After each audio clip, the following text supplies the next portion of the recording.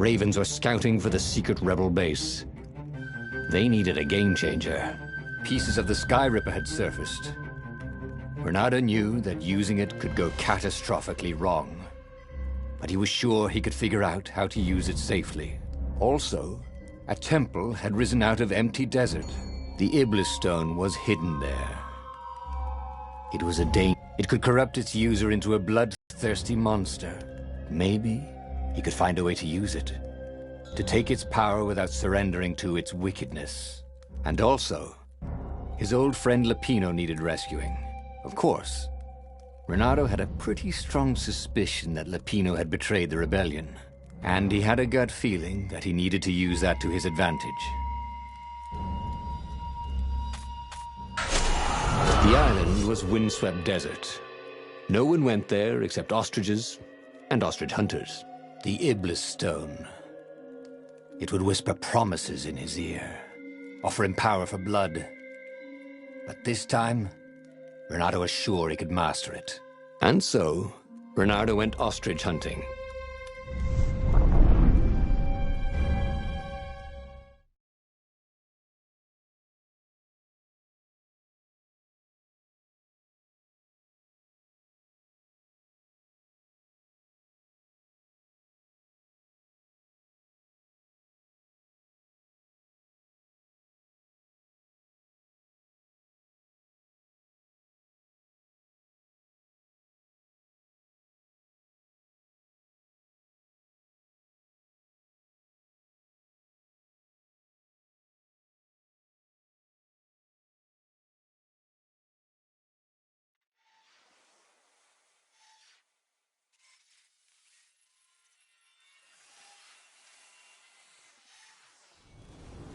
Every child could sing verses about the Sky Ripper, but ancient codices held hints of other things.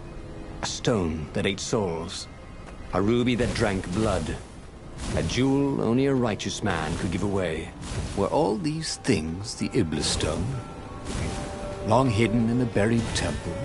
Another ancient item that was only resurfacing now? Drawn up from the deeps by the Emperor's horrific rituals?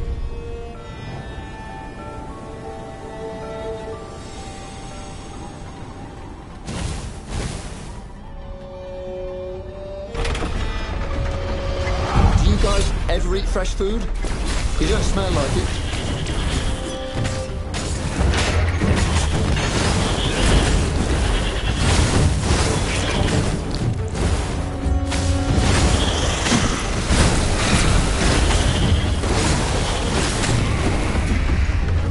The Ravens were already here, cawing in frustration. They were still searching for a way in. Good. Then he hadn't come too late. It was time for him to learn something new. He felt bad for people who had to study.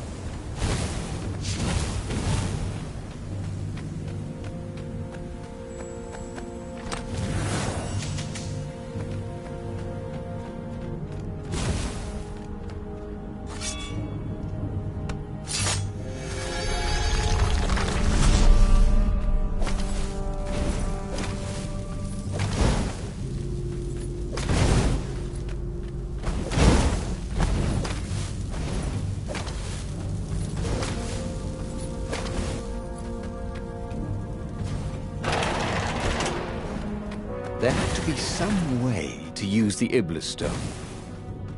It was old, wasn't it? People were so much cleverer now. And Renato was pretty sure he was cleverer than he looked.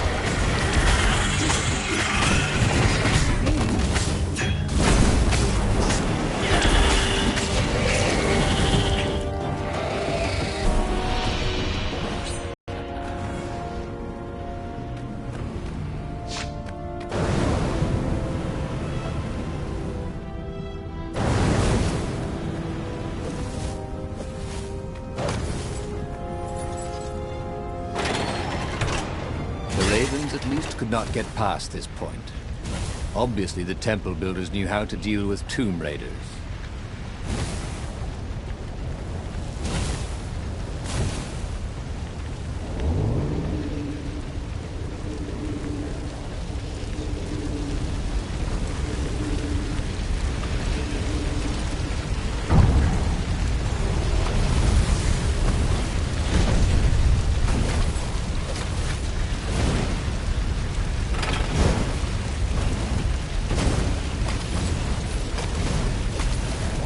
Now to feel the burn.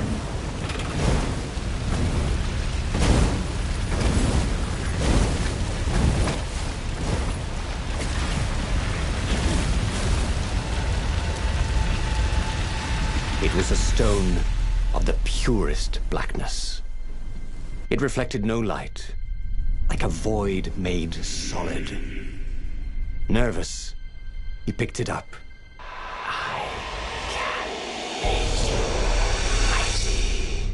Who said that? It was the stone. Eager. Thirsty.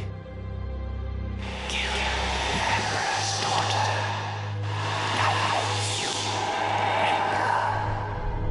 That seemed tempting and terribly wrong. Zenobia was the Emperor's greatest general and a potent witch. But they had been close once. And he had a sneaking suspicion the gem would try to control him. Why not capture the core of Sky Ripper instead? It was the eye of a lost god, torn out by the transcendent Emperor to power his greatest weapon. "What's the core?" said the stone anxiously.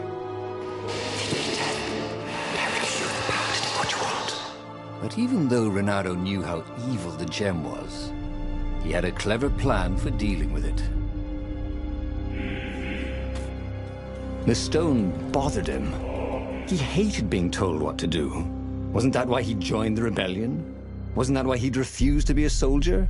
He'd agreed to come on board only if he could freelance. The stone felt a bit clingy, and he had a feeling it did not have his best interests at heart. The sage Calaveras had told him where to find the Sky Ripper, a weapon capable of challenging the gods, even without its armature. The core would still possess great power. He would go there.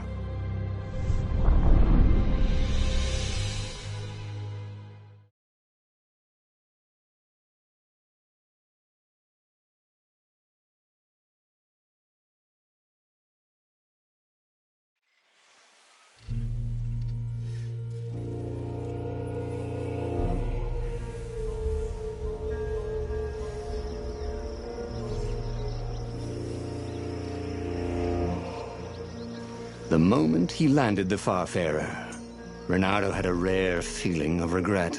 It's not too late, he thought. He could turn around and sail for Zenobia's island. He frowned. Wait a minute. He didn't want to kill Zenobia, did he? Sure, technically she was the enemy, but they'd been at Sword Food School together. They'd never been lovers, but somehow they'd been closer. She'd told him every secret about herself, except the biggest one, that she was the Emperor's daughter. No, kill Zenobia, whispered the stone, before it's too late.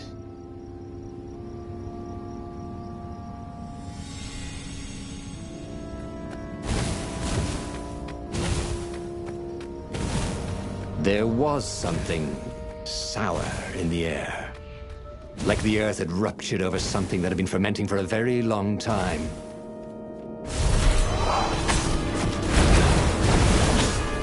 The portal go through another universe. Could the lost gods use one of them to return from exile? The thought made him shiver.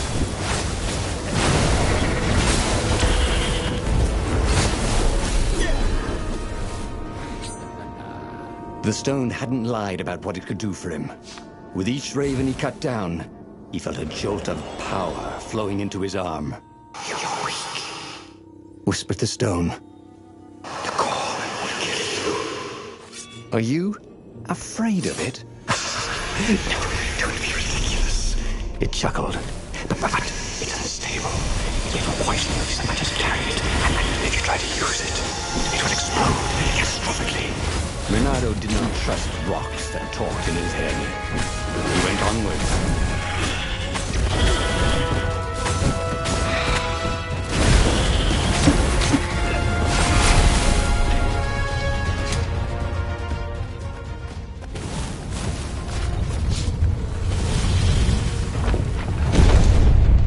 As he approached the core, the stone became hysterical. No! It's children's power. We will rip a hole in space and time. He had a sudden vision of plunging his gauntlet into the core and dying in anguish. That wasn't his. Stone had sent him its darkest fears, hadn't it? He had a sudden impulse to do exactly that. He raised his right fist and plunged it into the core. There was a rush of light. He thought he could hear the stone screaming. And then he passed out. When Renato came to, the core was gone. But the Iblis stone was no longer black, but glowing with a blue light. And it was silent. "I can't hear you," he sang out, and "You?" It didn't answer. "Ha!" he said. He had defeated the demonic gem with the power of his mind. He felt invincible. It was time to attack the Imperial outpost on the Nexus. Take the battle to the enemy. But among the huge crystals, there was also an observatory. A wise man would probably ask the scientists exactly what he had first. How wise was he? As the Farfarer sailed towards the Nexus, Renato wondered if the core had been created to silence the stone, or even to feed its hunger. Honestly, he didn't care. He felt terrific, and he appreciated the quiet inside his head.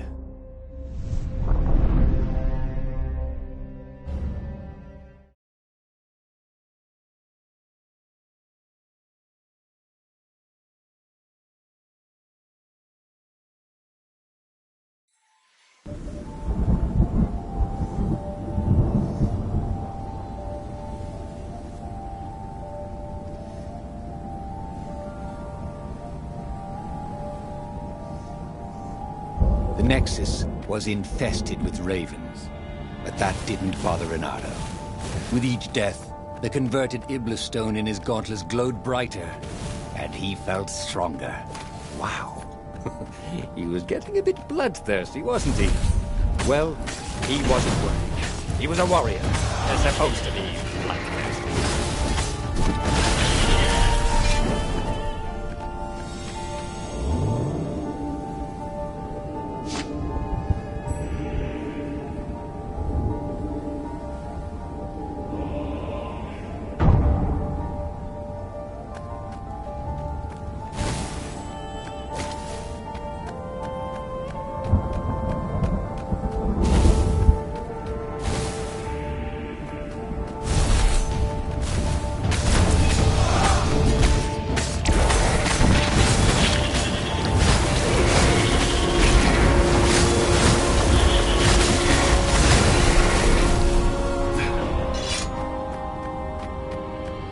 The core, absorbed in the stone, was doing its job perfectly. Renato could feel a little eldritch jolt every time he downed a raven, but then it flowed into the glowing stone the way water flows down a riverbed. It all felt perfectly natural, as if all his life, this was what he had been meant to do.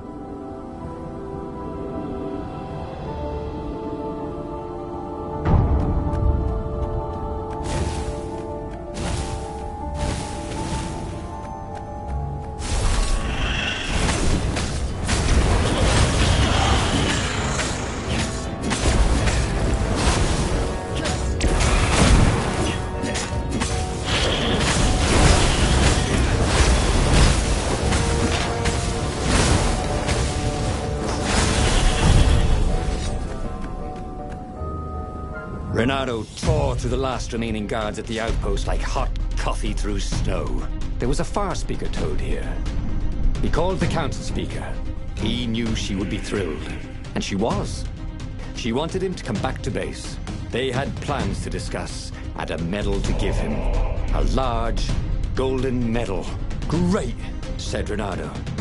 Let's talk about who else I can kill. Then the far speaker croaked again. Hello, Renato, It said. If you get sick of slaughtering second-rate birds in the Nexus, I'm waiting for you in the mountains. Zenobia. She missed him. She loved him. Once she saw how awesome he'd become, maybe she'd join him. They'd kiss and... Well, if she did refuse for some reason, he was no match for him now.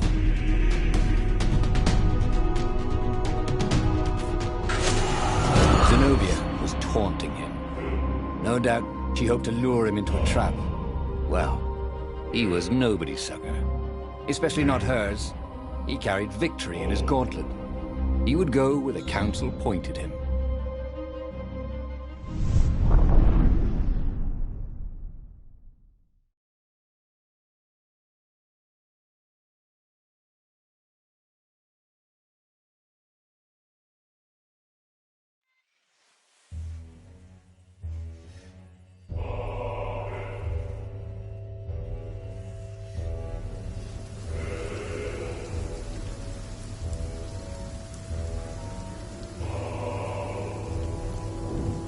As he set foot on the island, Renato felt energized, like when he was hunting or dancing.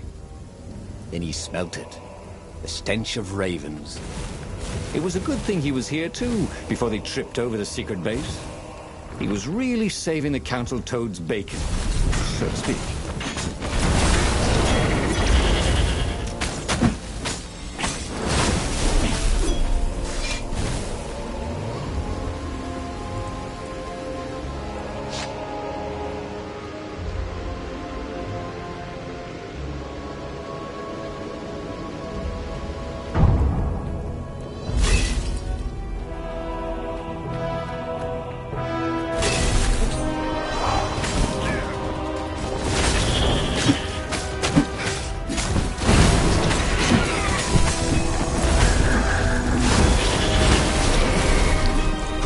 Renato had an artifact that made him practically a godlike warrior.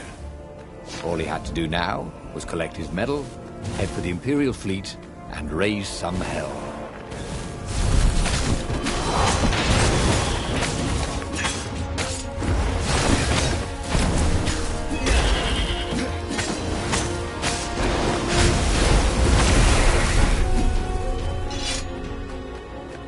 See? Renato was a hero of the revolution. He deserved a medal. Soon, he deserved every medal they had, and hopefully one big medal ceremony in front of everybody with trumpets so everyone could know what he'd accomplished.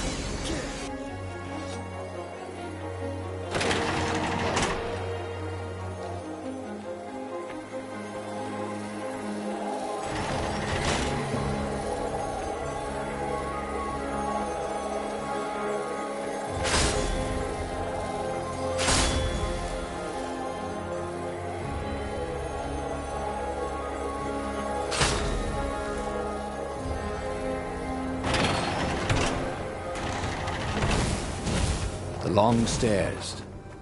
So he was close to the rebel base. Nothing was on fire. So far, so good.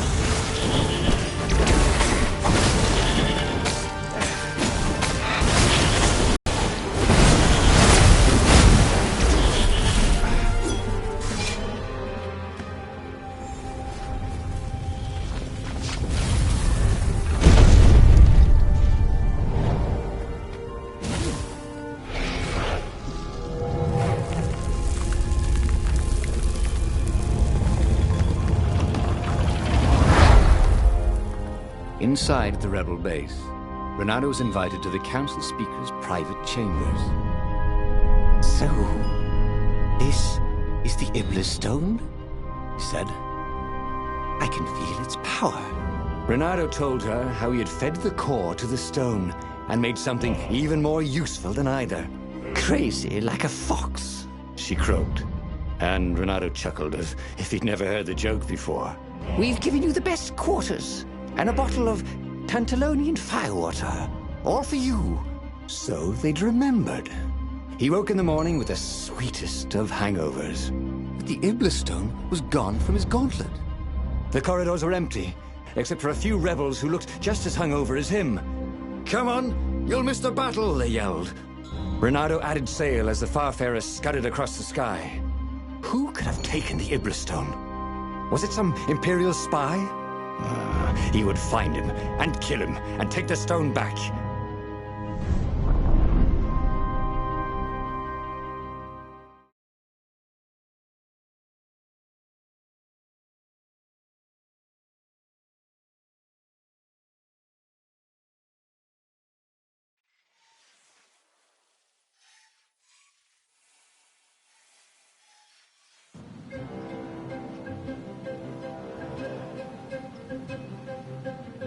Renato had a bad taste in his mouth. He was killing ravens, but it wasn't fun. It felt like a chore. Oh, Renato hated chores. As a fox kid, he'd gone hungry rather than clean his room. He still didn't clean his room, he just moved house every few years. Who had the Iblistone anyway? Up ahead, he could hear screaming and croaking and cawing. But who was winning?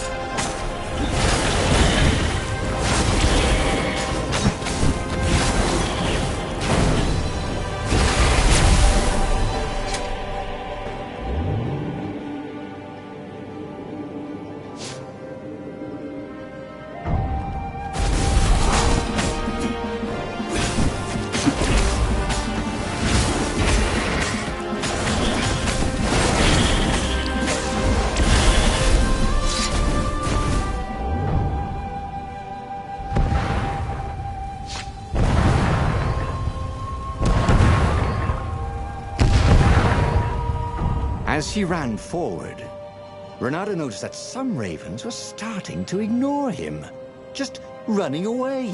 Who were they running from? Some hero of the revolution?